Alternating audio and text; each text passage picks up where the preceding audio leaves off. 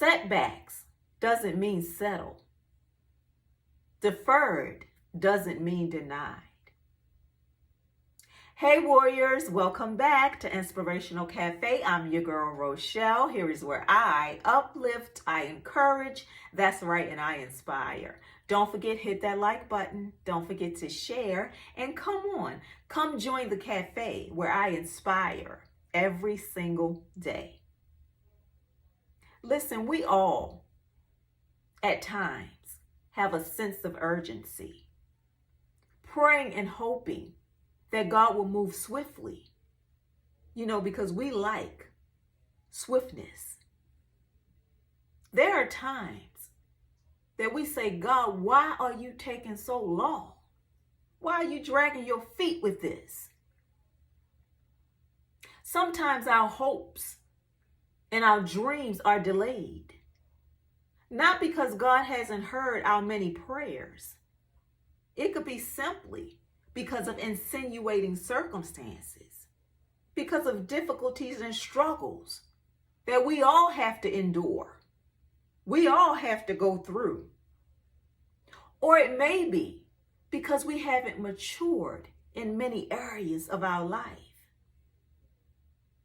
There are times when we can't muster up enough faith or hope to move forward because we're blindsided by what we can't see.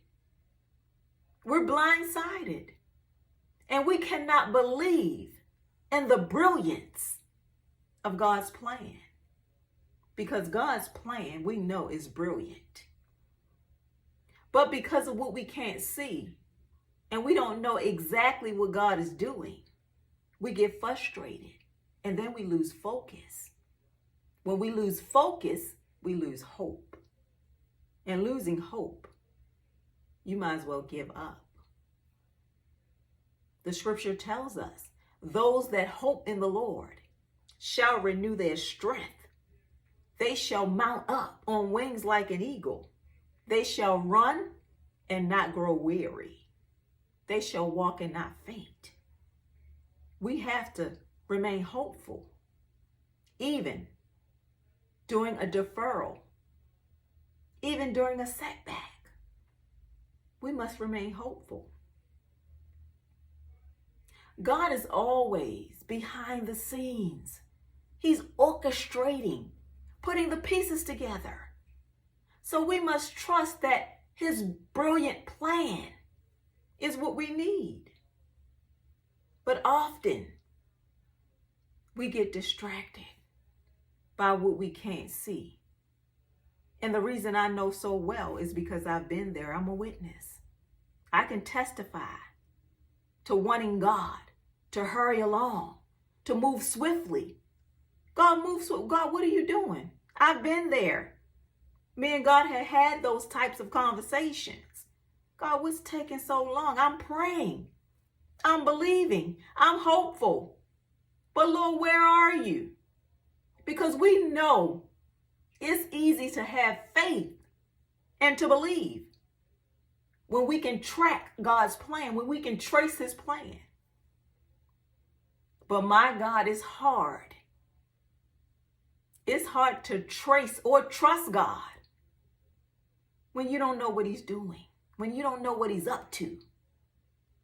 We've all had those moments where we're like, God, what are you up to? What are you doing? I can't figure this out. When is it going to end? When is my deferral, my delay? When is it going to end? But we must trust in God's brilliant plan for our life, for our purpose, for our destiny, for our hopes and our dreams, for our everyday living. Because we know each and every one of us, all of us, we have to endure. We have to endure. I don't care who you are. You have had a delay or some type of setback. That's life. But we must trust in God's brilliant plan. The scripture tells us In Proverbs 3, 5, and 6, it says, trust in the Lord with all your heart and lean not to your own understanding. We will never understand God's plan. We will never see exactly what God is up to. All we know is God is orchestrating the ins and the outs. He's working behind the scenes, putting the pieces all together. And he's working it out for our good.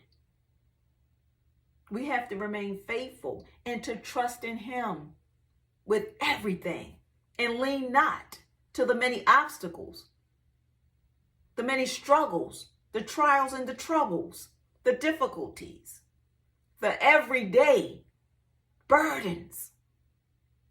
It says, lean not to those things, but in all our ways, acknowledge Christ, and he will again direct our path. Because you know it's easy to get off path. It's easy to get sidetracked.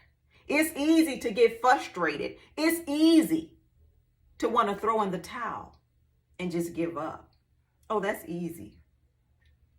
That's not hard. It's hard to stay on course. It's hard to continue to believe when you've been waiting years and years, months, weeks, days. It's easy. Remember Zachariah and Elizabeth. They prayed to God. They prayed for a child.